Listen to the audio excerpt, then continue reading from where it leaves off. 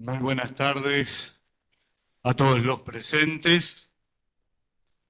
Vamos a dar inicio a este curso taller, la acción penal prescripta en delitos contra la integridad sexual y los juicios por la verdad, organizado por la Escuela de Capacitación Judicial de Magistrados y Funcionarios del Poder Judicial en colaboración con el Colegio de Abogados de la provincia.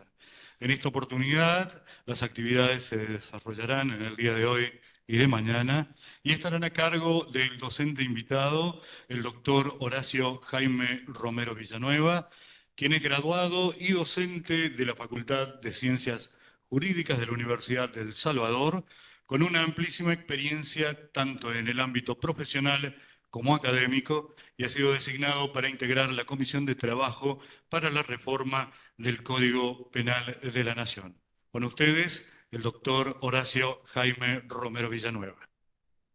Muchísimas gracias.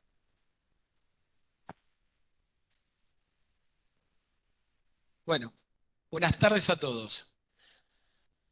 La educación general indica que debo agradecer primero, obviamente, a la Corte Suprema de Catamarca, a la Escuela de Capacitación Judicial a través de la doctora Paola Vitore, que está por ahí, que muy gentilmente y hospitalariamente se ocupó de toda mi estadía y mi viaje. Y agradecerles a ustedes que a las 6 de la tarde, con el calor que hace, en marzo estén acá. No me gusta estar en los atrios porque yo soy muy petizo, como me ven, entonces voy a tratar de acercarme lo más posible a todos ustedes para que escuchen. Dicho las presentaciones formales y agradecidos a la autoridad de la casa, vamos a hablar de un tema innovador. Y los temas innovadores son disruptivos en el derecho. En general, yo trabajé en la Corte Suprema, no lo dice el currículum, se los cuento a ustedes. Una de las cosas que siempre me sorprendió cuando trabajé en el Poder Judicial era estudiar el famoso caso Citi, el caso Cot y Siri, que eran la acción de amparo que no estaba regulada. Y cuando uno dice el caso Cot y el caso Siri, habla de derechos constitucionales que no tengan materia penal. Todos lo recuerdan.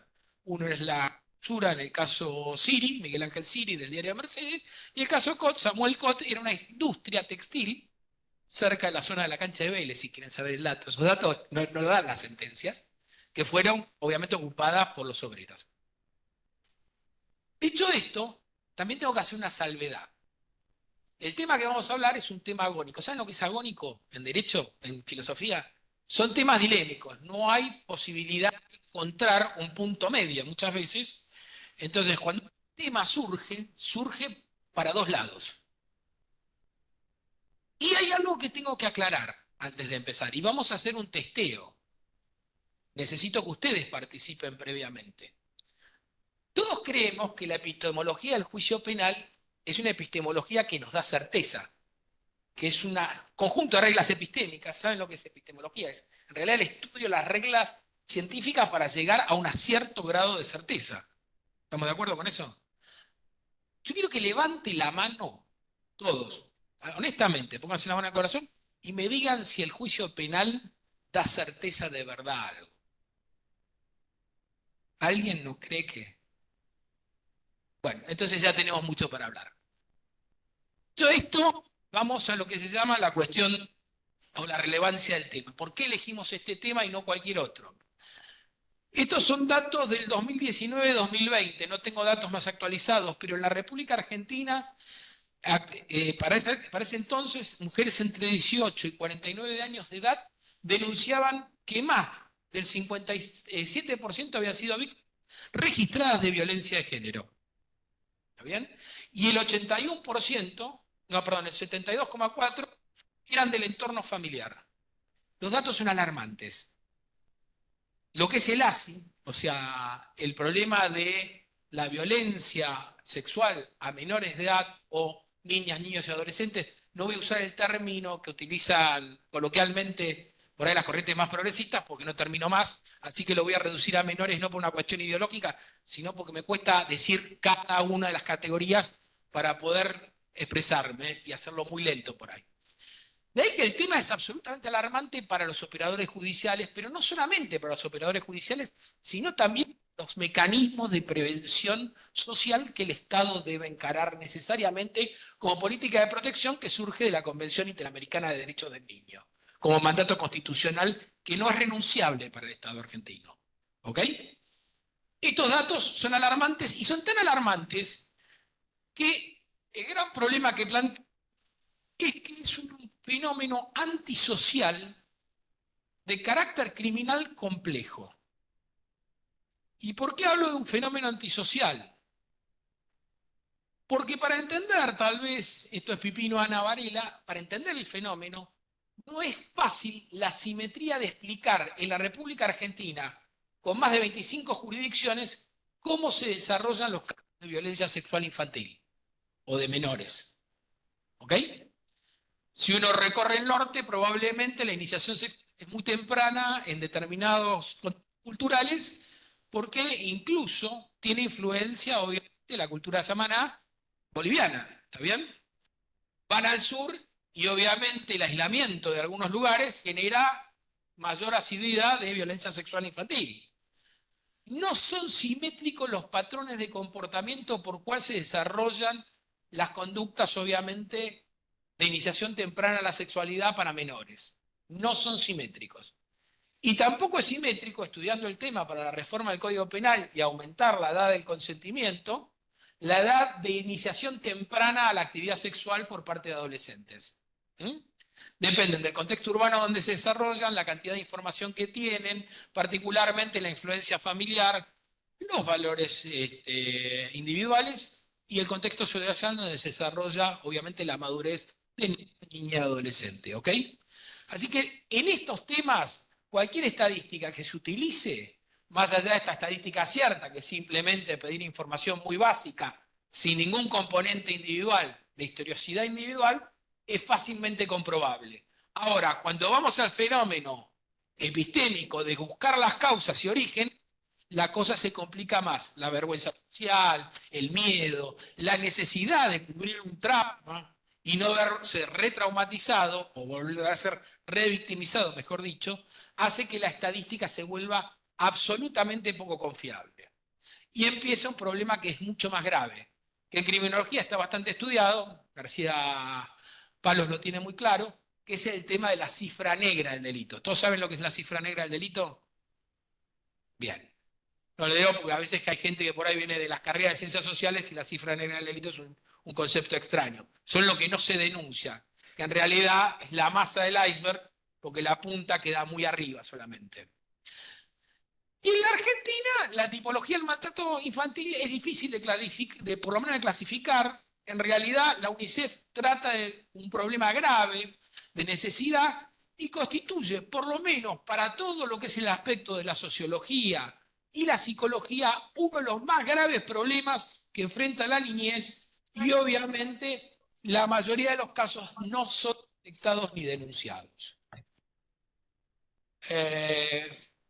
La afirmación se debe a dos cuestiones básicas.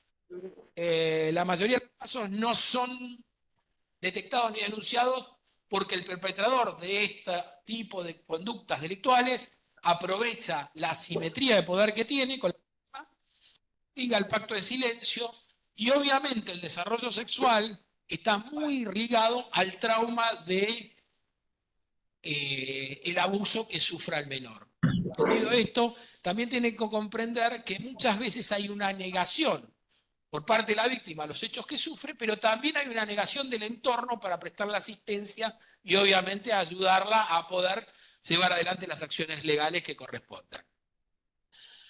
Y acá quiero hablar de algo que es el abuso de las formas naturales que tenemos de relación. En el fondo, en el tema de menores subyace el sentimiento de culpa de denunciar. Es una cosa muy rara. La sexualidad, y esto ya tiene que ver con un entorno arquetípico nuestro, es algo que es tabú. Toda sociedad tiene un tabú por la sexualidad. Particularmente la nuestra tiene un tabú inserto, que es la idea de que la sexualidad no se puede practicar libremente porque tenemos algunas limitaciones que pueden ser de orden religioso, de orden social, incluso de orden jurídico, que nos impiden, obviamente, expresar libremente. ¿Hay sociedades más liberales? Sí. ¿Hay sociedades que son menos liberales? Sí. ¿Hay sociedades más autoritarias? Sí. La sexualidad, y esto es lo más difícil para entender para los operadores, es parte de la cultura donde está inserto un sujeto. ¿Está bien? Es como cualquier otro aspecto de nuestra existencia. Yo me vestí, me puse tiradores, porque estoy gordo, me puse un traje de corbata para ser elegante para ustedes, me perfumé, porque socialmente la primera imagen que crea, ¿qué genera? Empatía, ¿o no? Es una forma de expresión cultural lo que yo hago.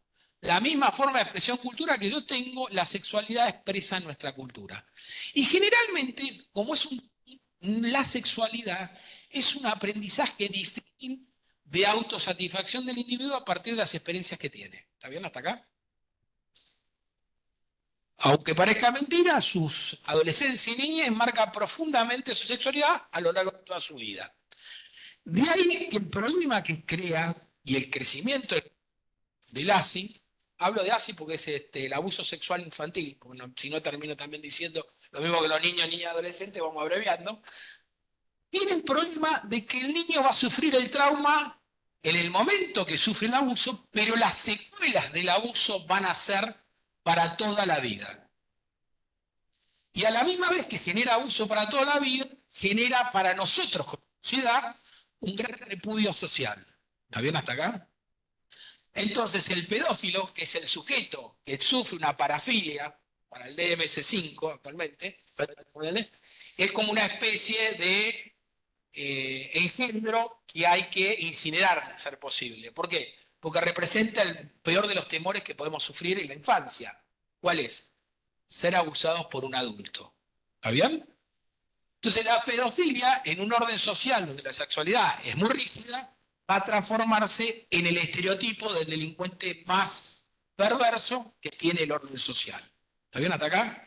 Y en la Argentina hay dos conductas que son particularmente perversas para el sistema judicial. ¿Cuáles son? ¿Usted? ¿Cuál? La violación y cuál otro. Y el homicidio. El sistema judicial argentino puede perdonar un robo, puede prescribir un robo, ¿o no? Puede prescribir una usurpación. Pero hay dos delitos que el sistema judicial jamás va a prescribir. ¿Cuáles son? El homicidio y la violación. Y dentro de la violación, el que no va a perdonar jamás, ¿cuál va a ser? La violación de menores. Es algo que automáticamente el sistema pone una carga emocional en el proceso que lleva adelante contra un sujeto que automáticamente ya, aun cuando el sujeto pueda probar su inocencia, la carga negativa de ese proceso es tan estigmatizante que no va a poder volver a vivir en el orden social. ¿Estamos de acuerdo con esto? Bien. ¿Y por qué lo digo esto? Porque van a ver más adelante los problemas más graves es eso. ¿Qué pasa con las causas prescriptas? Bueno, el abuso obviamente es un mecanismo psicológico de acomodación traumática, esto también se los adelanto, la víctima joven. En general, las represalias por parte del perpetrador hacen que guarde silencio. El núcleo familiar también por la vergüenza se vuelve cómodo. Pues situaciones, aparte de por culpa o por directamente impotencia, humillación, el menor no habla. Y para colmo de males, ese sistema tiene un mecanismo muy complejo para evitar la revictimización del menor, que no es la prueba directa del interrogatorio. Siéntense acá, si están más cómodos. Siéntense. Pero vengan acá, si están más cómodos acá, van a poder ver el power. Sí, pasen acá. Pasen acá ahí. Entonces, ¿qué pasa? Porque aparte no ven. Fíjense que no ve, si no. Entonces, ¿qué pasa? El menor va a pasar por un sistema judicial totalmente diseñado para adultos mediante mecanismos de suavizar lo que es lo traumático de las declaraciones mediante lo que llamamos cámara Gesell, que conspira contra la primera garantía que tiene el Tratado de los Derechos Humanos, el Pacto de San José de Costa Rica, artículo 8, inciso H, que el imputado tiene derecho ¿a qué? A interrogar en el juicio ¿a qué? A los testigos de cargo. Y como es menor, el testigo de cargo no va a ser por el interrogado y se hace a través de un tercero, que ¿quién es? El psicólogo.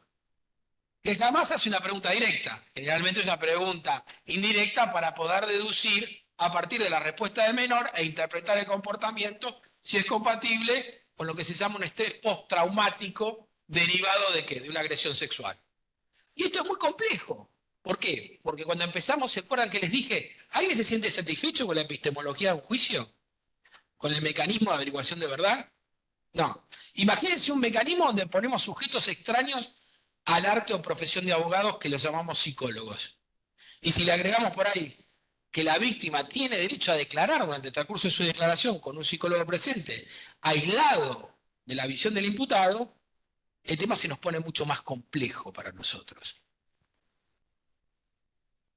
Bueno, obviamente la experiencia psicológica para el menor, esto se los dejo a ustedes, es terrible, hay una ruptura, los efectos de Telio del abuso infantil no solamente es una respuesta psicológicas a la agresión sexual, sino duran en el tiempo, supone una desestructuración de la conducta, en particular el proceso de victimización genera un flagelo que cobra especial relevancia constitucional de las normas y hace que los operadores jurídicos se encuentren comprometidos por esto. Primer interrogante que se nos plantea. ¿Qué sucede con los delitos previos a determinada fecha? La República Argentina, cuando diseñó el Código Penal de 1921, estoy hablando de Rodolfo Moreno Hijo, era una sociedad de ¿cuántos millones de habitantes? ¿Alguien tiene un número en la cabecita? ¿Se los doy? A mí me gustan mucho los números. Los números son muy objetivos, no son como las personas que mienten. Era una sociedad de 10 millones de personas. Imagínense una sociedad donde de este auditorio la mitad no está. Y esta mitad son hombres. Las mujeres no participaban en la vida social. De hecho, hasta 1949 no votaban. Y el Código Civil las consideraba incapaces de absolutos derechos. Pasaban del pater familia al marido. Miren cómo cambió la sociedad. No es ni bueno ni malo, son cambios sociales. ¿Está bien hasta acá? No es un juicio de valor, es descripción. No confundan una descripción con un juicio de valor.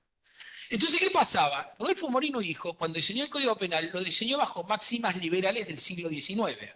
El Real Código nuestro es bastante antiguo. Yo que lo tuve que reformar, me tuve que poner a estudiar historia del Código Penal argentino y me quedé maravillado que era un tipo que en su época descubrió un código que permitió avanzar a la Argentina y ser un modelo para el resto de Latinoamérica. La mayoría de los códigos surgidos en Latinoamérica, el peruano, el paraguayo, el chileno, perdón, el chileno no, el chileno es de 1889. El colombiano del 35 fueron todos influenciados por el Código Penal argentino. O sea, miren la influencia que tuvo Rodolfo Moreno Hijo en la región. Y cuando él diseñó la prescripción de la acción penal, ¿la diseñó en función de quién? ¿De menores? ¿De algún delito en particular? No, la diseñó para todos los delitos, pensando en quién. En sujetos hombres que cometían delitos. ¿Y cuál es el delito más común que se comete en la República Argentina? El robo y el hurto, los delitos contra la propiedad. ¿Me ven hasta acá? Y aunque parezca mentira, hoy sigue siendo bajo la estadística del homicidio, aunque cada vez parece que fuera más multiplicado, en la región. La República Argentina tiene un muy bajo índice de estadística, compara, por ejemplo, con Brasil, con Colombia, hablar del Perú, ni México, que está fuera de la estadística nuestra. ¿Está bien? Pero entonces es un código que fue diseñado para los delincuentes comunes. Algún criminal dijo que la República Argentina tuvo un código destinado a la delincuencia de subsistencia, porque delinquir era más para vivir que en realidad por delinquir en sí mismo. Pero bueno, es un lenguaje que no nos interesa. Entonces, ¿qué hizo Rodolfo Moreno Hijo? Rodolfo Moreno Hijo colocó la prescripción y no puso causales interruptivas. De hecho, la única interruptiva que tenía era la comisión de otro delito.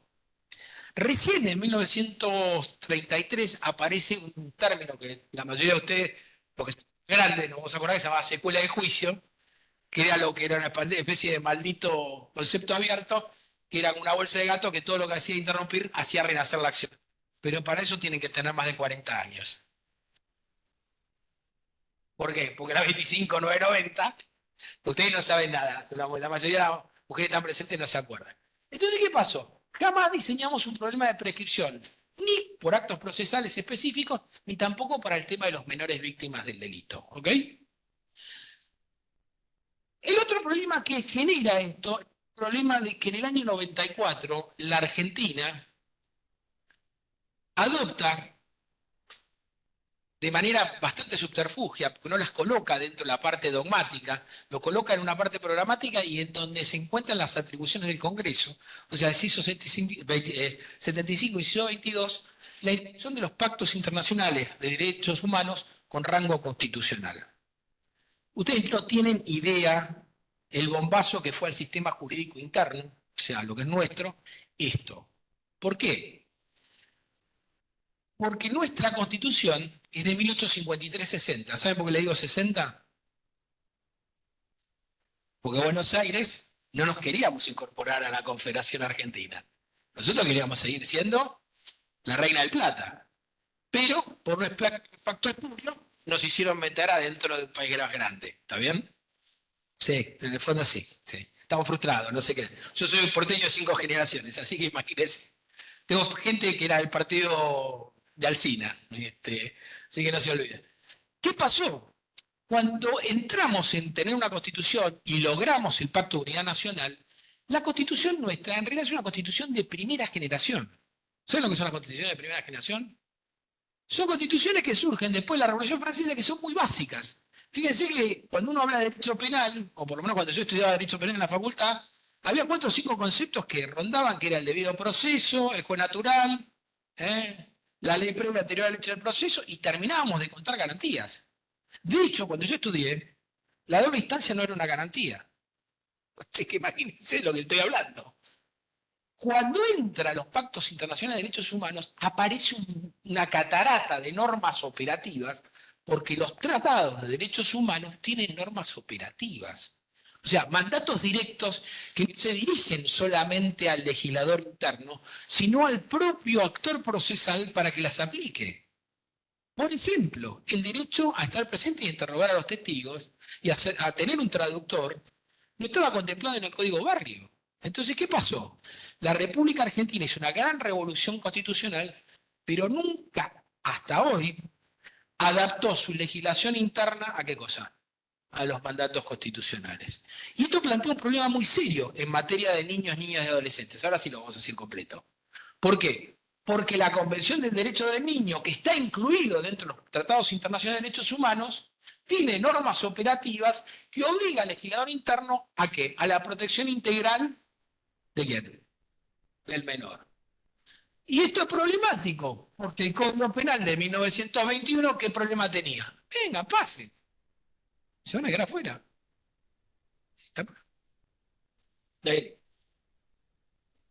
Entonces, ¿qué pasa? Nosotros tenemos un código viejito como una carreta y queremos tomar aviones a nivel constitucional. ¿Se va entendiendo esto?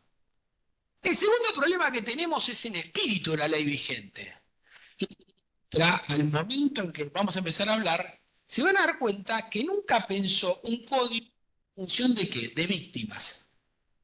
De hecho, cuando yo trabajaba en tribunales, era muy jovencito, era alto, rubio y de ojos celestes, ahora me quedé chico y vi que la vejez es cruel.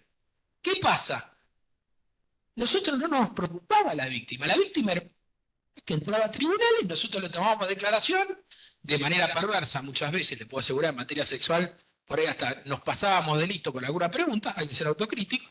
¿Y qué pasa? Pasaba a ser un objeto del Estado, lo que llama por ahí Mayer o dice Bertolino en algún el convidado de piedra del proceso. La víctima para nosotros, como nos formamos, era un accidente por el cual el Estado utilizaba un suceso histórico vivencial personal, ¿para qué? Para hacer justicia y aplicar la norma penal y eventualmente la pena a un transgresor de la conducta típica antijurídica y culpable. ¿Vamos bien hasta acá? Esto generó un sinnúmero de problemas y el primer problema es el marco normativo. En el año 2705 Ley Piazza, ¿se acuerdan Piazza, el famoso costurero, modisto, asesor de diseño, no sé cómo le dicen. Diseñador, eso, no me salía la palabra diseñador. Aparece con la necesidad de reformarlo. Y uno dice, bueno, pero la Argentina fue innovadora, es el primer artículo. No, no, no. En realidad la ley Piazza surge de antecedentes de Suecia, ¿verdad?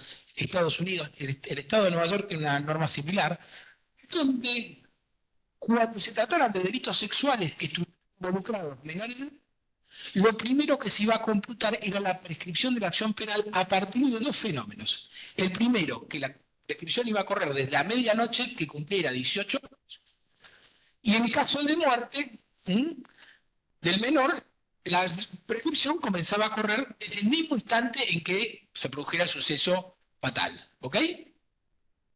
Esto que parece una cosa rara, es la primera vez que la República Argentina, en realidad es la segunda vez que la República Argentina iba a sancionar una norma de prescripción específica para un determinado sector social.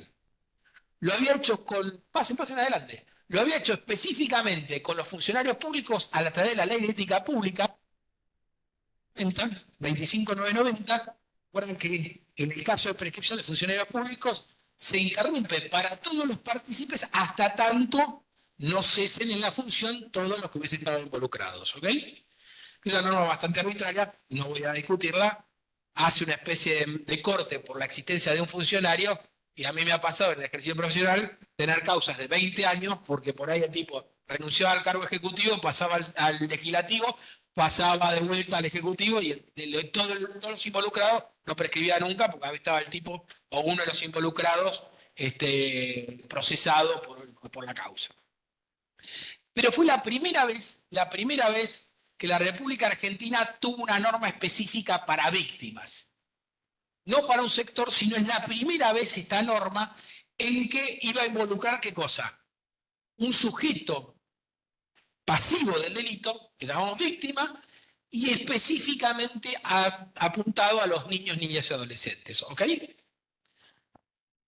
La norma también está mal redactada. Fíjense que cuando uno lo mira dice, cuando la víctima fuera mejor, la prescripción comenzaría a correr desde la medianoche en que hubiese alcanzado la mayoría de edad o en el caso de la muerte. O sea, la ley lo que apuntaba es al criterio cronológico. ¿Está bien? Y esto es un problema. ¿Por qué el criterio cronológico es un problema? ¿Qué les parece?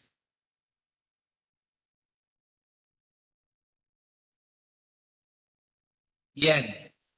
El muro de silencio, la complicidad de los padres, muchas veces la vergüenza social, que reclamaban determinados sectores sociales. La norma es incompleta, la norma no contempla supuestos de mayor alcance, ¿qué es cuál? El problema de la revictimización, que a veces el trauma tarda tanto y la superación que implica el denunciar un hecho, no alcanza la prescripción. ¿Está bien hasta acá? Es alcanzada por la prescripción, mejor dicho, y termina siendo peor el sistema penal que involucra a la víctima a relatar un hecho tan traumático como un abuso sexual durante una etapa temprana o la adolescencia, y evidentemente el sistema no cubre el interés legítimo del niño en la protección, particularmente contra las agresiones sexuales. ¿Ok? ¿Vamos bien hasta acá? La ley Piazza tiene muy poca plazo de vigencia, parece que no satisfizo ni al legislador en la política criminal, ni tampoco a los grupos. 4 años apenas. Miren que para que haya una reforma en el Código Penal en materia de prescripción es complejo. 4 años más tarde aparece una segunda reforma. Entonces, ¿qué hace el legislador? Lo primero que va a hacer, si ustedes la miran, va a agregar delitos. Del abuso sexual, de todas las escalas de abuso sexual de 119, el 120, también 125, la prostitución, el tema del abuso sexual. Va a agregar también el tema de las exhibiciones obscenas y va a agregar, ¿qué cosa? La explotación de menores y a la trata de personas, cuando son menores. ¿Ok? Y le va a agregar una fase funesta, porque acá sí empieza un gran problema. Va a decir que la víctima menor de edad va a correr cuando hubiese cumplido la mayoría de edad y cumpliese por sí la denuncia o la ratifique la formulada por quién. Por la minoría de edad. Primer problema de estructura normativa. Si yo pongo un criterio cronológico, nadie lo discute. 18 años, comienzo a computar la prescripción. ¿Es corta la prescripción en el caso de los abusos sexuales? Con acceso carnal. ¿Es corta? No, no baja de 12 ni menos de 2. Todo lo contrario. Son plazos prescriptivos largos. Cuando yo le meto un acto procesal que es la denuncia, ¿qué ocurre? Ya largo. Yo no tengo brazos.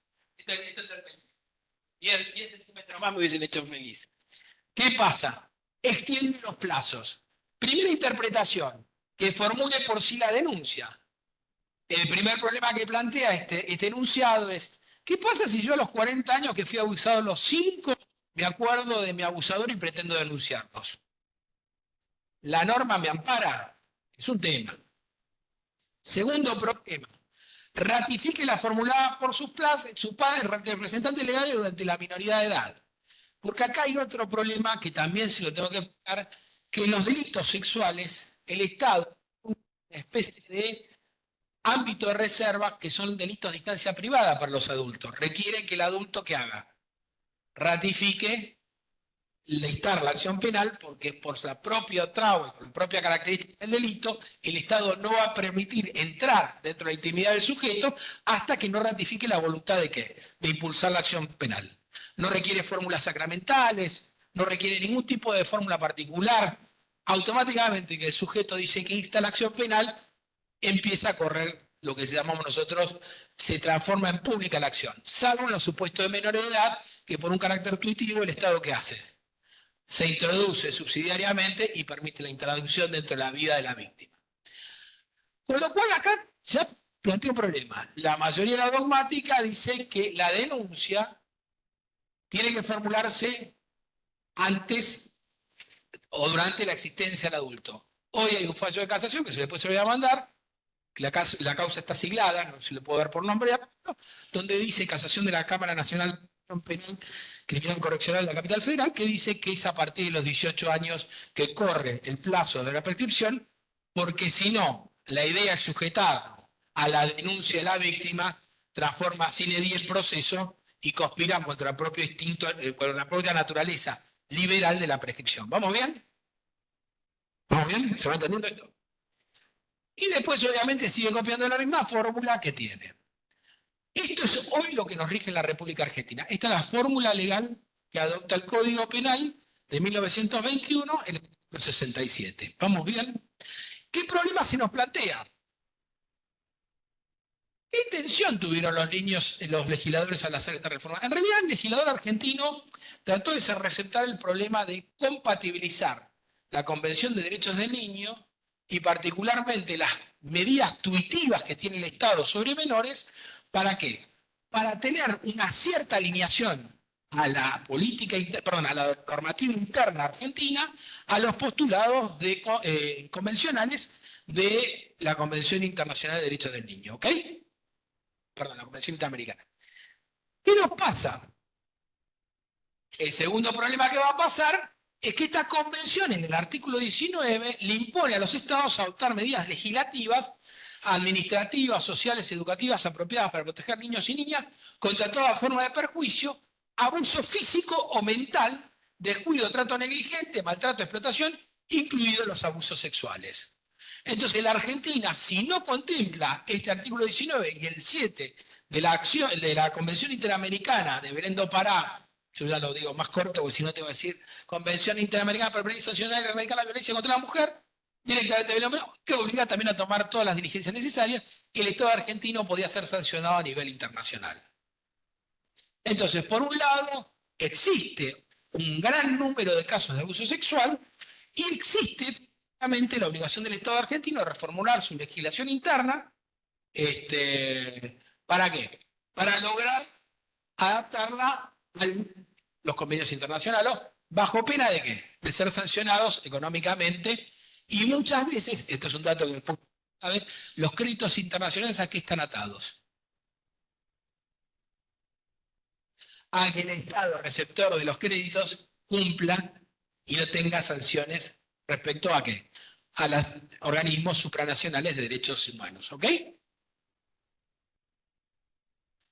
¿Qué nos pasa hoy con nuestro sistema piramidal? Bueno, es muy complejo. Yo la verdad que sigo pensando que el sistema argentino, después del 94, yo por lo menos cuando estudiaba seguía la pirámide de Kelsen y la tenía bastante clara. Decía Constitución, tratados internacionales, leyes que tenían la misma jerarquía, y después seguía, bueno, los decretos, ¿se acuerdan? Las órdenes, etc.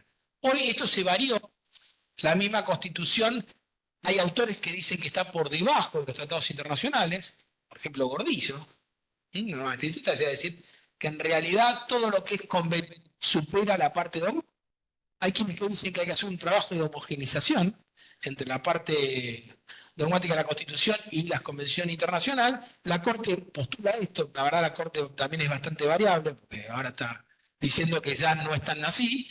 Y por último hay quienes dicen que no, que en realidad los tratados internacionales tienen un rango igual, pero que tienen que estar receptados en la legislación interna. Pero el gran problema nuestro es este. ¿Qué pasa actualmente? Tenemos la Convención Interamericana de la Eliminación de Formas, que está ratificada por la Ley 2379, y sí, jerarquía constitucional, pero sí con legislación interna aprobado, la Convención Americana para evitar la violencia y erradicarla contra la mujer, que es del año 96, ¿ok? Esto es más o menos lo que yo le puedo decir.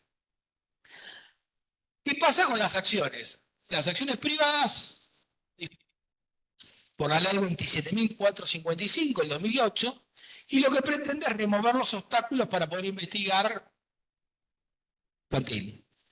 De tal manera que va a decir del original 72 del Código Penal, lo va a transformar en que en los casos del artículo 119, 120 y 130, cuando no resulte la muerte del ofendido o las lesiones mencionadas en el artículo,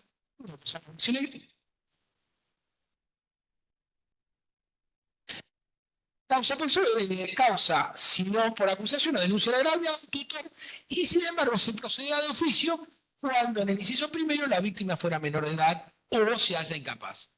Por primera vez la Argentina en el año 2018, con las meses anteriores, va a decir que la acción se forma en pública cuando el menor fuera de 18 años o incapaz.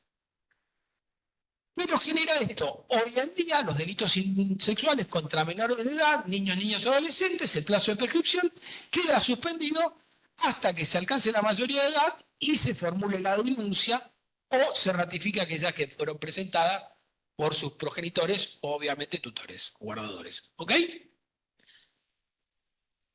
Ahora hay una línea temporal. El derecho no es simple y es una línea temporal y aparece este fenómeno.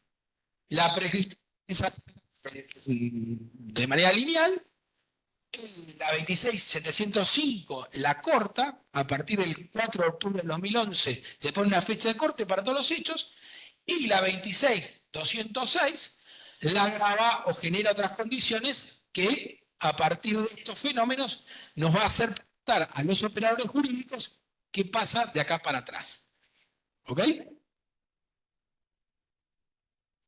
Y esto es a nivel interpretativo. ¿Qué hacemos con las víctimas sexual y se encuentran con causas prescriptas? ¿Vieron qué largo que es la introducción? A veces para entender un fenómeno.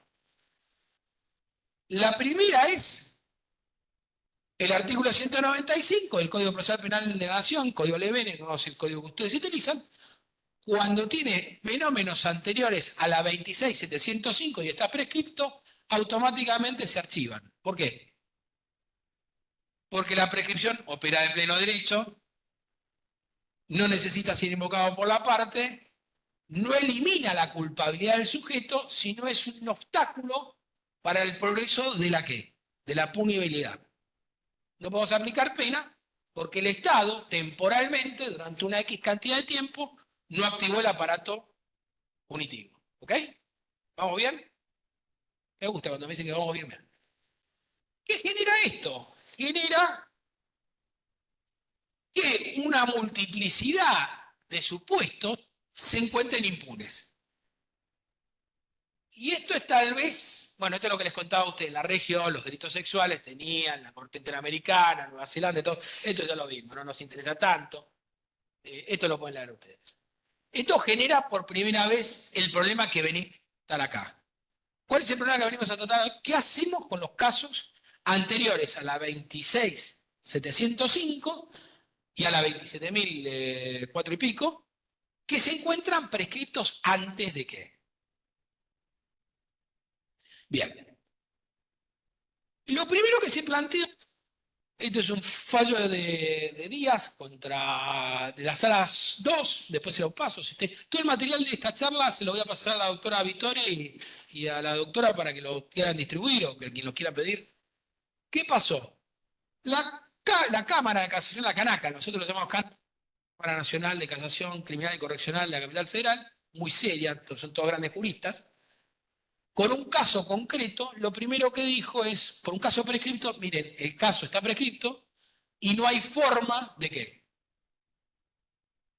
De reeditarlo toda vez que la prescripción opera para el derecho, más allá de que se haya invocado la Convención Interamericana de Derechos del Niño, el artículo 9, ¿se acuerdan que habíamos visto?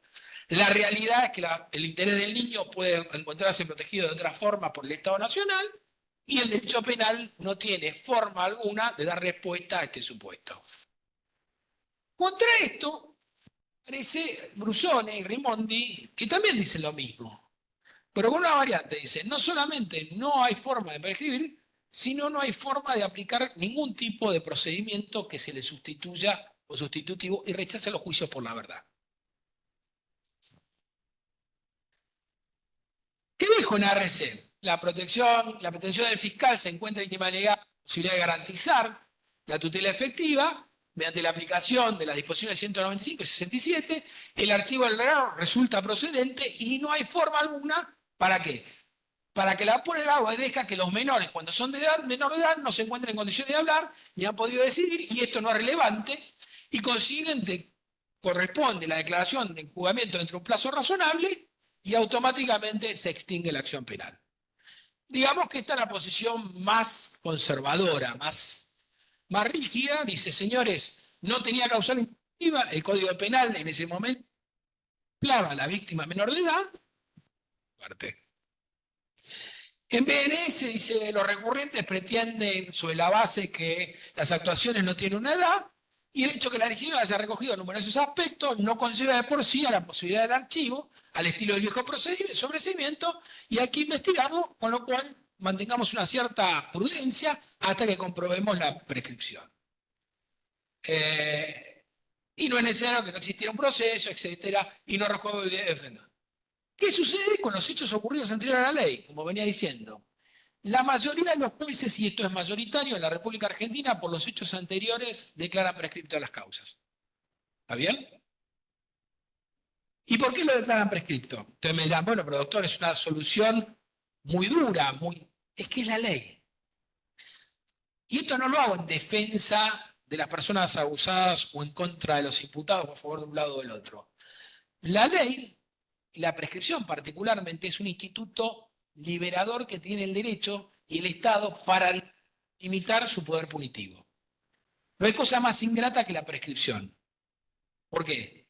Porque a diferencia de los seres humanos, el Estado actualiza racionalizando el poder que tiene y dice, yo tengo una X cantidad de tiempo para activar. Todos le hicieron becaría del delito y de la pena. ¿Se acuerdan cuáles eran las categorías que postulaba becaría como epistemológica del derecho penal moderno y liberal? Que las penas tienen que ser ciertas, seguras y prontas. La prontitud de la pena entre el hecho era lo que daba legitimidad al castigo. Beccaria observaba en su mundo que el problema de la prescripción en el antiguo régimen es que no tenían tiempo. La prescripción es un instituto propio del siglo XVIII en adelante. ¿Está bien hasta acá? Y esto es muy importante porque es lo que le es racional al poder del Estado. Con lo cual, la mayoría de los jueces que sentencian respecto a la prescripción anteriores al 2011 no están equivocados en su conformación. Ahora, ¿qué pasó?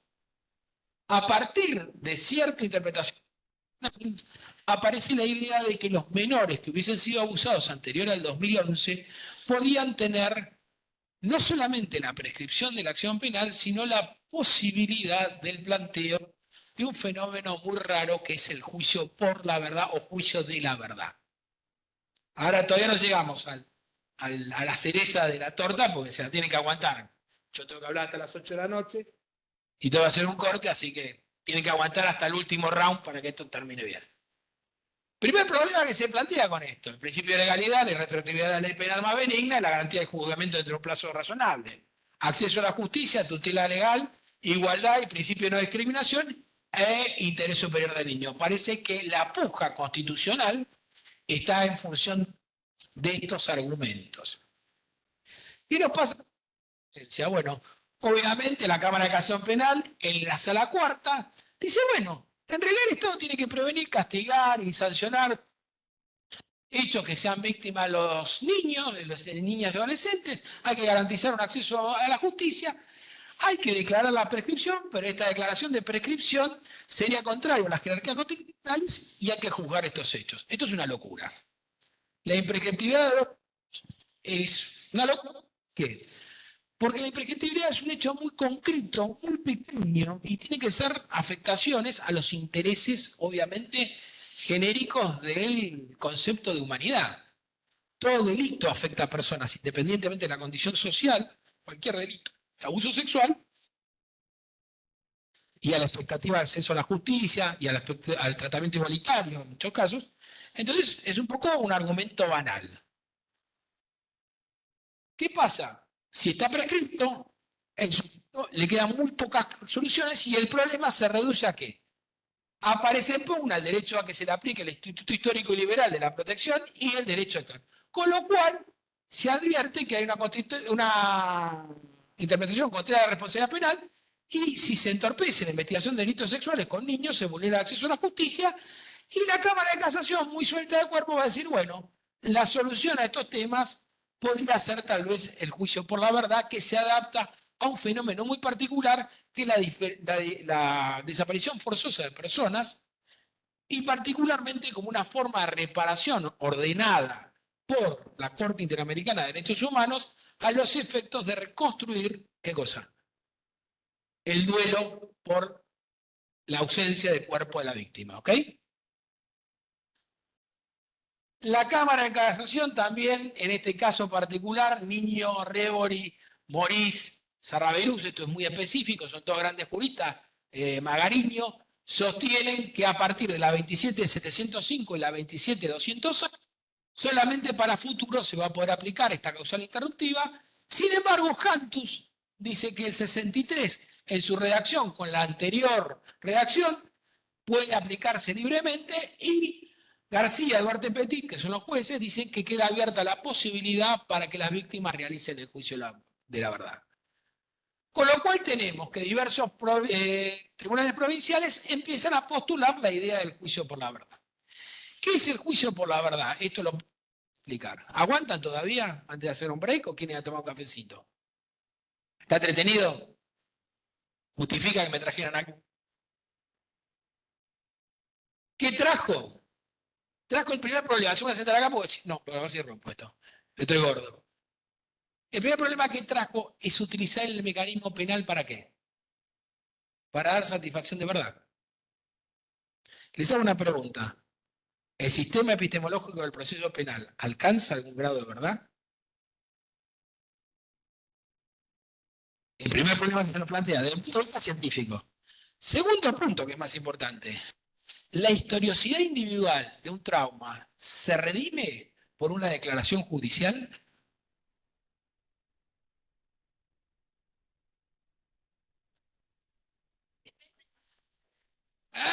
Sí, problema. ¿Nosotros estamos para hacer justicia por las apetencias personales o por las apetencias legales? Es difícil, es un tema dilémico. ¿Qué le dije? Era un tema dilémico. Como es un tema dilémico, el primer problema que se plantea es utilizar un mecanismo no diseñado, ¿para qué? Para hacer un juicio de qué? De declaración de certeza. El derecho penal no hace declaración de certeza, incluso tiene hasta una acción particular. ¿Cuál es la acción particular? Por las cuales el proceso penal ni siquiera da cierta verdad a lo que dice, tiene cosas juzgadas formales. ¿Se acuerdan? La acción de acción. Estamos tan inseguros al condenar a alguien que le damos la posibilidad de que revise la sentencia cuando aparezca nueva prueba, ¿o no? Miren la base de certeza que tenemos que no sabemos si no tenemos que revisar lo que ya condenamos. ¿Está bien hasta acá? Y si le damos a la víctima la posibilidad de aplicar los juicios por la verdad, el primer problema que se nos plantea es a dónde queremos llegar con este mecanismo. Este es un caso muy famoso, es una corrupción agravada, es el caso del Ilazábal. En este caso particular, en hechos ocurridos entre el 82 y el 92, por parte de sacerdotes vinculados a la Iglesia Católica, en Entre Ríos, la Corte declaró imprescriptibles los delitos y no ordenó los juicios por la verdad, directamente lo juzgó penalmente y lo condenó. ¿Está bien? Pasó. El Tribunal de Entre Ríos, la Sala Primera, justamente el Irrazábal, también volvió cuando se llega la nueva integración, rechazó obviamente el recurso extraordinario, que insistió nuevamente en el planteo de la prescripción. San Luis tiene el mismo problema, fueron hechos ocurridos en el 2005, la víctima eran niños en este caso, declarados en el 2017, dice, bueno, la verdad, en este caso particular, vamos a juzgarlo independientemente del plazo de prescripción que tenga. Y aquí la provincia de Corrientes, este es un legajo de Goya, los hechos son del 2022 y fueron hechos ocurridos entre el 1997 y Corrientes rechaza la posibilidad de aplicar la prescripción a los hechos y los juzga independientemente por considerarlos imprescriptos. Salta la Sala Cuarta hace lo mismo, en un hecho denunciado en el 2017, también con un sacerdote católico, y la Cámara de Casación de la provincia de Buenos Aires, la Sala Tercera, Dice que la acción penal en el marco por abuso sexual, reconociendo que estaba extinguido, la posibilidad de llevar a todo el curso, tiene la posibilidad de cumplimiento del juicio de la verdad. La Cámara de Garantía, la Sala Cuarta de Casación también hace lo mismo, perdón, la Cámara de Garantías en lo penal de La Plata hace lo mismo, y la Cámara de Formosa directamente también hace lo mismo en el caso BJD. El problema de todos estos son que no tienen nombre propio. Directamente en Córdoba, en el año 2023, en la causa MCD, se declaró la inconstitucional de la regla de prescripción anteriores al Código para los supuestos de hechos ocurridos en el 2022 y 2024. Y se llevó adelante los juicios penales.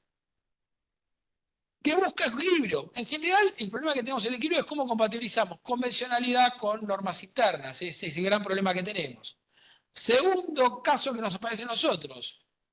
El máximo de la prescripción atiende a 12 años, sin atender condiciones especiales de vulnerabilidad de la víctima. La otra característica es que el 67 superaría, para algunos o no, el control de convencionalidad que goza operatividad, las leyes 26.705 y la 26.206. Para colmo de males, a este escenario tan complejo hay una resolución de la Procuración General de la Nación, el jefe de los fiscales nacionales, no provinciales, recuerden que por artículo 5 cada uno, dice que debe preferirse la interpretación que mantenga la vigencia de la acción, con lo cual la mayoría de los fiscales cuando plantean este tipo de casos, ¿qué tienen que hacer? Llevarlos a juicio. ¿Cuál es la posición? La posición del Ministerio Público de la Nación y muchos ministerios públicos es, cuando hubiese cuestiones expuestas, hay que mantener la idea de la vigencia de la acción y juzgarlo independientemente de la prescripción en constitucionalidad del artículo 67. Quien tiene custodia de legalidad termina siendo, o mejor dicho, la legalidad objetiva termina impulsando las acciones. Esta solución, ¿de dónde surge? A nivel federal, a nivel de capital, Duarte Petit, Jantus y Magariño habilitan el juicio para la verdad. Y ustedes van a decir, ¿qué antecedentes hay? El antecedente está determinado por Funes, es un dictamen, ni siquiera es un fallo de la Corte, es un dictamen donde el procurador dice que en los casos en que se investiguen los abusos sexuales y la acción se encontrará prescripta, la tutela judicial efectiva del derecho de las familias a la víctima a conocer la verdad involucra la necesidad de profundizar la investigación y podemos utilizar el aparato penal para descubrir la verdad. ¿Qué juicios se encuentran regulados hoy? La Argentina no tiene ninguna forma de regulación en ninguna provincia. ¿Está bien hasta acá? No hay regulación de los juicios por la verdad. ¿Está bien? No hay ninguna provincia que haya sancionado una ley de juicios por la verdad. Lo que ha habido es intentos de juicios por la verdad que son construcciones pretorianas, lo que nosotros llamamos construcciones jurisprudenciales, de un activismo judicial exagerado. ¿Por qué?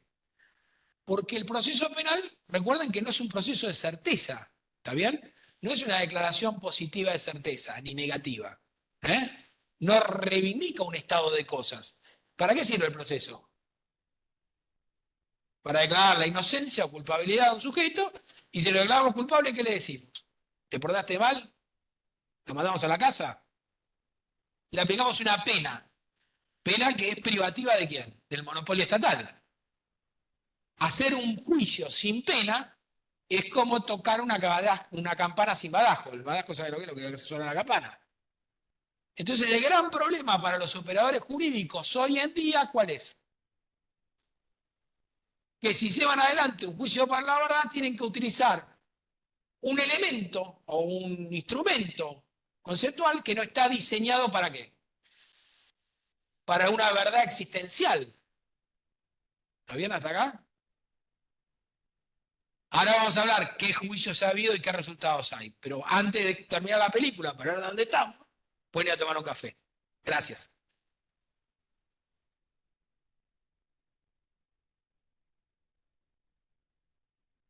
Secreto.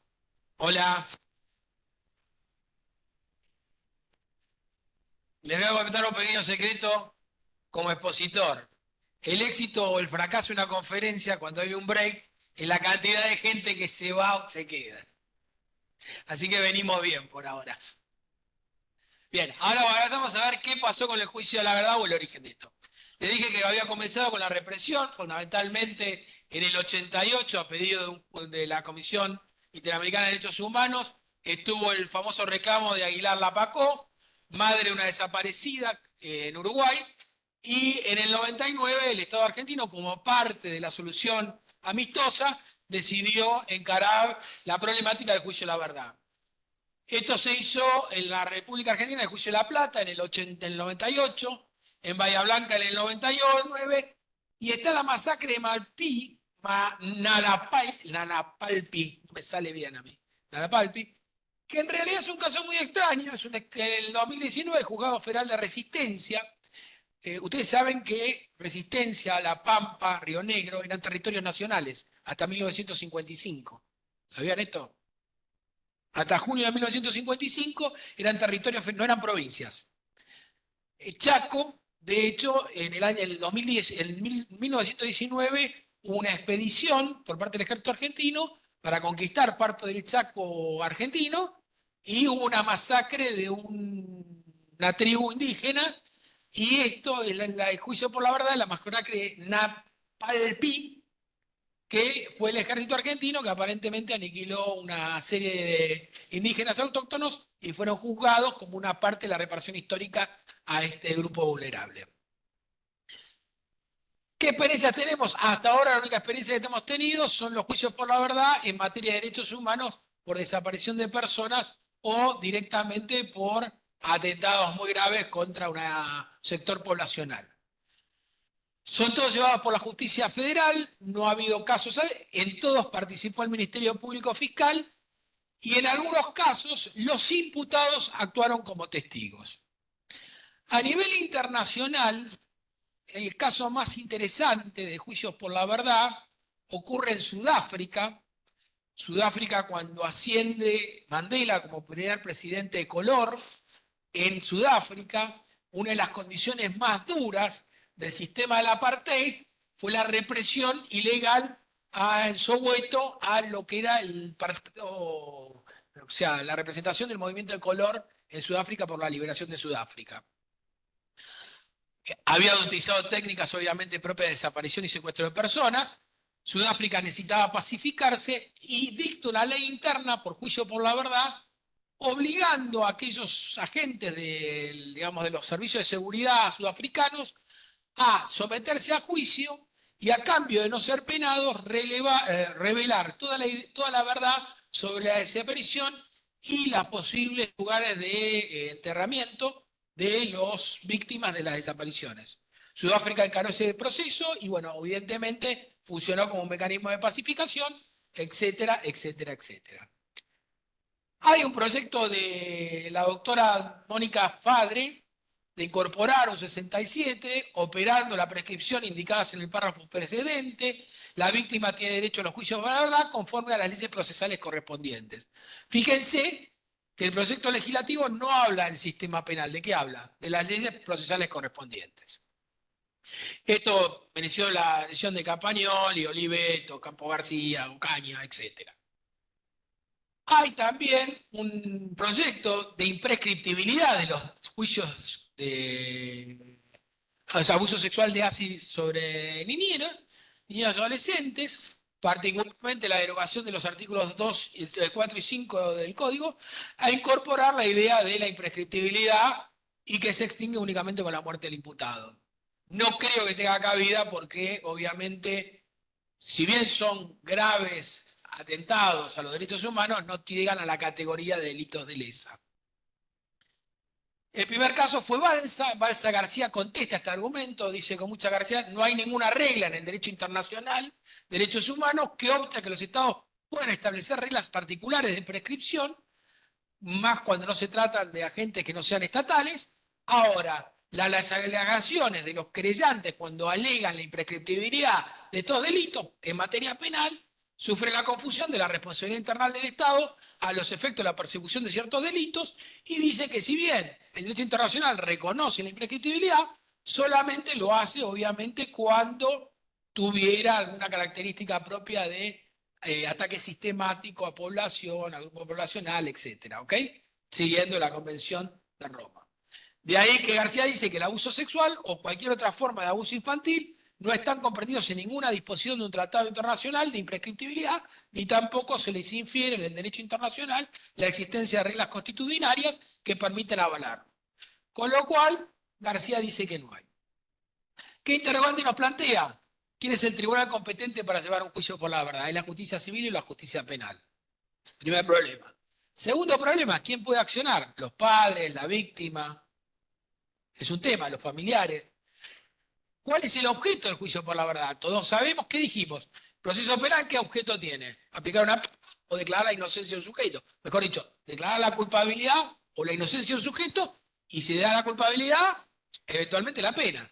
¿Qué objeto tiene un juicio por la verdad? ¿Qué procedimiento es aplicable? ¿Es coercible el imputado en un juicio por la verdad? ¿Lo puedo hacer sentar y declarar? No, porque está prescripta la acción. Y la otra, ¿hay participación del imputado? ¿Tiene que estar presente durante el juicio? Es muy complejo. ¿Por qué? Porque el mecanismo penal tiene un fin específico. La reprochabilidad de una conducta antisocial, típica, antijurídica y culpable, subsumible bajo una reacción penal adecuada, pero producto de qué? De una legislación vigente. Nosotros no tenemos ninguna de estas características en los juicios por la verdad, ¿ok? ¿Qué hay iniciativas? Hay alguna iniciativa en la sala tercera, en un famoso caso que se llama Cirulic, lo pueden buscar. Es un médico que abusaba de niños y niñas adolescentes. Fue declarado prescripto el caso. Declarado prescripto por la Cámara, o sea, el juez declaró la imprescriptibilidad en primera instancia. Llega a la Cámara, a la sala sexta, en un muy buen fallo, la doctora Lainio, Luchini, no me acuerdo quién era el otro, y dice, no, la causa está prescripta. Apela a la querella, invoca los argumentos de la imprescriptibilidad, de los intereses superiores del niño, y la Cámara de Casación declara la prescripción y en un considerando que desestima el recurso, en un considerando al desestimar el recurso dice, bueno, pero la víctima tiene juicio por la verdad. Cirulic es un caso muy particular, lo tienen los antecedentes de la par, pero se inicia el juicio, se toman las declaraciones de instrucción a los testigos, sépanlo. Una vez que toman la declaración a los testigos, se incorporan las pericias médicas.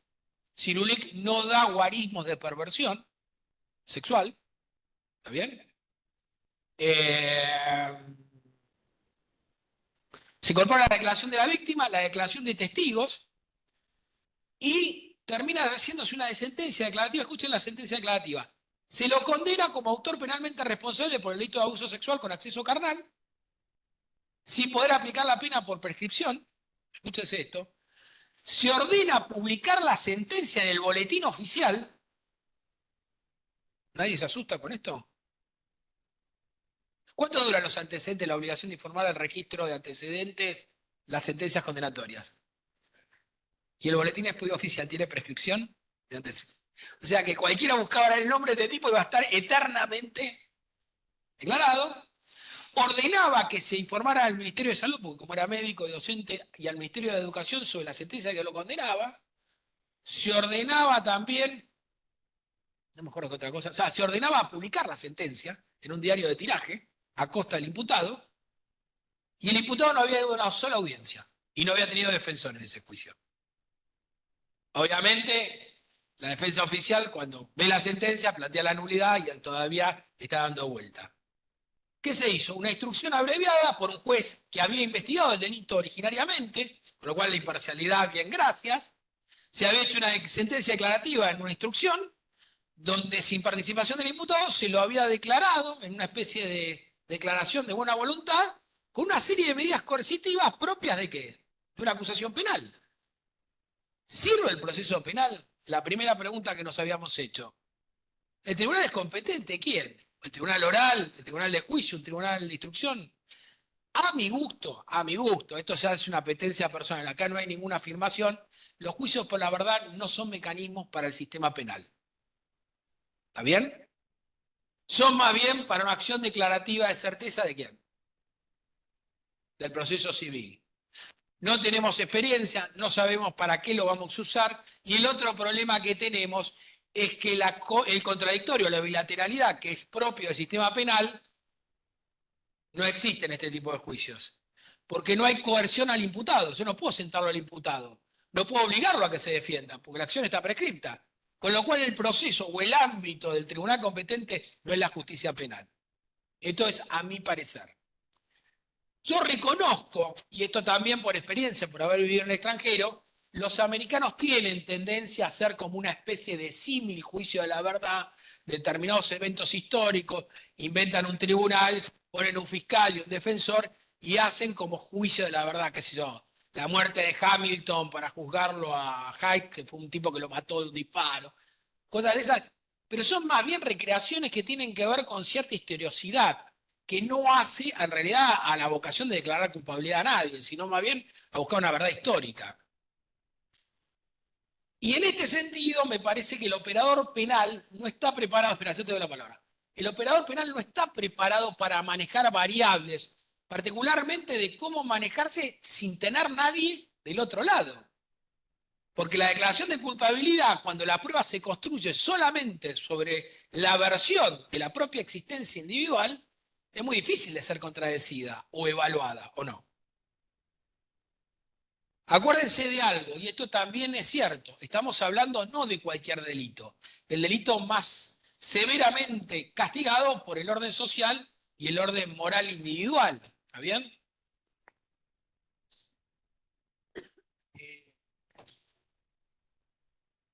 Presumo que en el caso de Chaco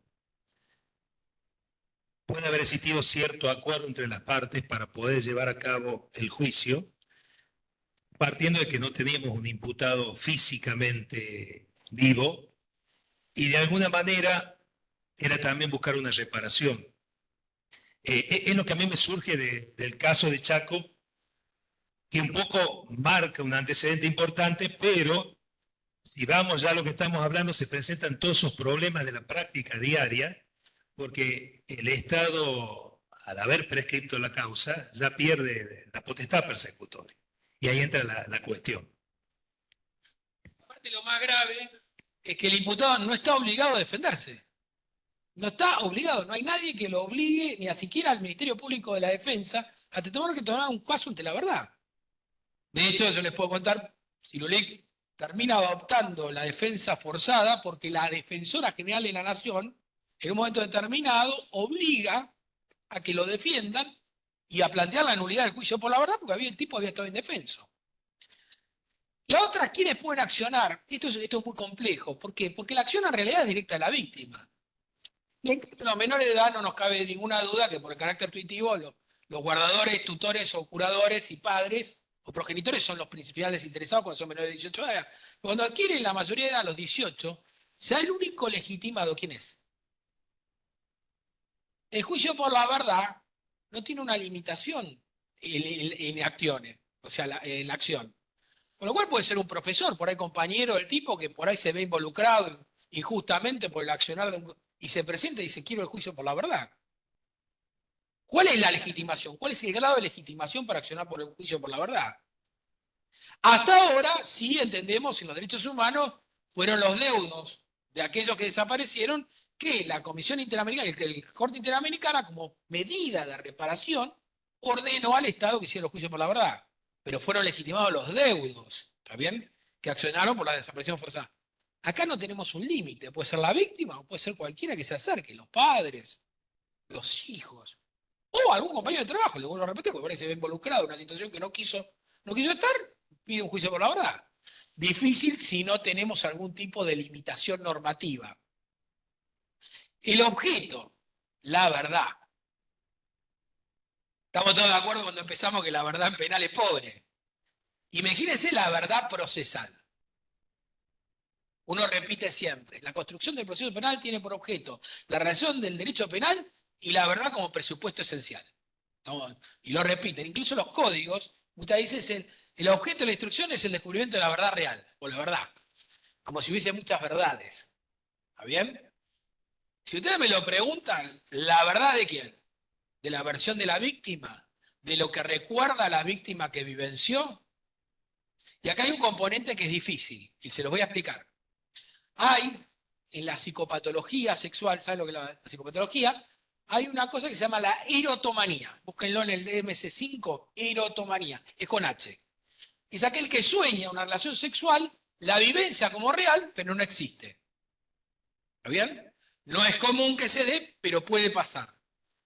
Supongamos que yo tengo un sueño sexual con, yo soy viejito, iba a decir alguna mujer que no corresponde, vamos a ponerle a qué sé yo, alguien un poco más moderna.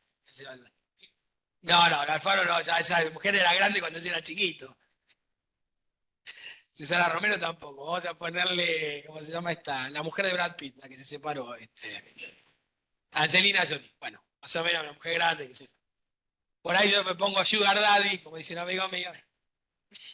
Tengo un sueño con ella, me levanto un día y digo, yo tuve una fantasía, un sueño donde me abusaba sexualmente Angelina Jolie. Bien, perfecto. ¿Cómo fue? Mire, yo puedo relatar, sus ojos me penetran y puedo hacer una descripción de una relación sexual sin existir. Obviamente, cuando relate que es Angelina Jolie, el cuerpo médico forense va a tener que dictaminar si estoy sano. ¿Estamos bien? Pero ojo, muchas veces se da que la erotomanía tiene fantasías sexuales con personas de relaciones cotidianas. Puede ocurrir. O sea, hay que tener mucho cuidado en la construcción de la verdad, porque cuando la única fuente de la verdad o la única fuente de producción de prueba es el propio relato de la víctima, el peor problema que tienen todos los operadores jurídicos es tratar de ¿qué? De reconstruir un cierto grado de historicidad cronológica que permita hacer aceptable el relato. ¿Por qué? Y acá vienen los problemas más graves. Al igual que el sueño, el trauma discoordina la cronología de los hechos. ¿Sabían eso? Nadie hace un relato lineal de un trauma. Nadie. Pues entonces está mintiendo. No, a las 12:35 abusó de mí, me sacó el tirador, a las 12:46 me bajó los pantalones, etcétera, etcétera. No existe eso. ¿Por qué? Porque la secuencia traumática es la vivencia intensificada según cada momento. Y es común que se desordene. Que uno no recuerde cómo empezó o cómo terminó. ¿Está bien? Con lo cual, si ustedes me lo preguntan, la verdad es una cosa muy efímera, muy compleja, y me parece que el sistema contradictorio del sistema penal, que el sistema penal postula no es apto para el juicio por la verdad. Porque si yo tengo que hacer una ficción, tengo que poner un defensor que no habla con el imputado, que no conoce una contraversión, que lo único que hace es contravalorar ¿qué cosa? El relato de la víctima, con lo cual yo no sé si no es una forma de revictimización. ¿Está bien hasta acá? Por más que se exponga a la víctima, es una forma de revictimización de yo voy a controlar la veracidad de un relato sobre los indicios de lo que el mismo relato da. Procedimiento aplicable. De más está decir que el procedimiento penal no funciona. Está destinado a otra cosa. Con lo cual, tratar de entrar a un juicio por la verdad por el procedimiento penal es como si el amparo se nos hubiese ocurrido, el caso Cotia, el caso Siri, se nos hubiese ocurrido hacer un habeas corpus. Aun cuando el caso Siri fue un habeas corpus al principio. ¿Está bien hasta acá? Porque no estaba normado. Pero en general, a nosotros los juristas tenemos algo como contrapartida al principio de legalidad en materia penal, que es la legalidad procesal. No es cualquier cosa lo que podemos hacer, sino establecer un juicio previo y un juicio legal, conforme a algunos presupuestos que nos permitan a nosotros entender. Para mí el procedimiento más aplicable sería una acción declarativa de certeza en sede civil, que primero es menos traumática, por ahí genera lo que dice acá el amigo, menos confrontatividad y más que coordinación de intereses a los efectos de poder por lo menos establecer bases ciertas de lo que queremos discutir o no queremos discutir. Y la participación del acusado es relativa, no puede haber coercibilidad alguna. La acción está prescripta, el ciudadano es un inocente más. Nos guste o no nos guste. No es un tema de moral, esto es un tema jurídico. Con lo cual, no creo que el proceso penal sea el medio adecuado, me parece más adecuado que si quiere quedar en rebeldía en el proceso civil, que lo ampare Dios. ¿Está bien hasta acá? ¿Qué pasa con el Ministerio Público Fiscal? ¿Algún fiscal acá? Levante la mano que es fiscal. Poquitos fiscales, son dos, tres, cuatro. ¿Ah? Sin miedo, si ustedes son los defensores de la sociedad. El Ministerio Público Fiscal, a través del doctor Casal, que es el viceprocurador a cargo de ejercicio de la Procuraduría Fiscal, ha elevado alguna propuesta de intervención en los procesos de esta naturaleza. Hay otra alternativa, que es la Comisión por la Verdad. Esto de las comisiones por la verdad es un medio alternativo donde se discute. En Estados Unidos es un modelo que se utiliza mucho, sobre todo para lo que se llama la libertad bajo palabra. ¿Saben? La libertad condicional, ellos tienen la libertad bajo palabra. Una de las condiciones para llegar a acceder a la libertad condicional, o mejor dicho, la libertad bajo palabra, es que el imputado reconozca o asuma la responsabilidad en el crimen que hace y muestre un arrepentimiento real a la víctima. ¿Está bien hasta acá? Es parte de los requisitos que en algunos estados, cuando ellos tienen una diferencia muy grande, ellos hablan de crime, major crimes y ofensas. Cuando son crímenes mayores, en general se le pide que el board es la junta, en inglés, es una junta que no es un tribunal, es una junta de civil que intervienen criminólogos. Parte del proceso de resocialización es que el imputado reconozca la verdad de sus crímenes. ¿Está bien? Entonces se crean a veces las comisiones de verdad. Estas comisiones de verdad son comisiones administrativas que tienen por función principal, independiente, lograr, con financiamiento estatal, lograr, igual se lo voy a mandar, no se preocupe porque se le va a gastar el teléfono. Lograr, obviamente, información sobre el abuso sexual cuando es infantil. También ocurre a veces cuando en el mundo anglosajón, cuando hay homicidios seriales, se les pide a cambio de mitigar la pena o modificar los estatus de pena, lograr alguna información para las víctimas y familiares. Y generalmente termina siendo un informe con recomendaciones para contemplar la reparación de las víctimas y con frecuencia terminan en el inicio de una investigación criminal o son paralelas al inicio de las mismas. Hay distintas experiencias, Australia, Grecia, Alemania, España, donde esto ha funcionado. Pero, a ver, son organizaciones que están dentro de la legislación interna de cada uno. ¿Qué conclusión preliminar podemos hacer nosotros para terminar y no se aburran tanto y puedan ir a cenar? La primera es que, frente a la imposibilidad de avanzar, la alternativa hay que explorarla, no lo tenemos explorado. La habilitación que hizo la Sala Tercera no carece de valor, pero no tiene regulación legal. Con lo cual, los juicios por la verdad, hay algunos puestos en Lomas también, algunos puestos en alguna provincia, pero no tenemos todavía certeza de cuál es el procedimiento a alcanzar. Y la víctima sí merece una respuesta tal. Por lo menos hasta que aparezca una reglamentación posible, hay que tratar de promover algún tipo de procedimiento. No me corresponde a mí, porque yo no trabajo como operador judicial, yo soy abogado de la matrícula, pero me parece que habría que instar al Poder Legislativo a que dicte una regulación si es que queremos tener un juicio por la verdad. Mientras tanto, utilizar el aparato penal, y esto lo digo y sigo la corriente en contra de Vitale, después le voy a mandar un libro de Vitale. Para mí, el procedimiento penal aplicado a los juicios por verdad es lo más aberrante que hay. Es aplicar una ametralladora para matar un pajarito, por ejemplo. No sé, utilicen una aberración en su cabeza y se van a encontrar que es eso. Porque no da satisfacción a nadie, no sirve para investigar la verdad existencial, es una verdad histórica, y esto es muy complicado para darle la instrumentalización de una verdad, que le vuelvo a repetir, en el caso Cirulic, tuvo consecuencias hasta más gravosas que la pena que se le hubiese podido aplicar, porque estaba prescripto el hecho. Dicho esto, les dejo mi mail, les deseo y les agradezco profundamente el tiempo que me dedicaron, estoy abierto a las preguntas que quieran hacerme, y una cosa más. Muchísimas gracias por estar.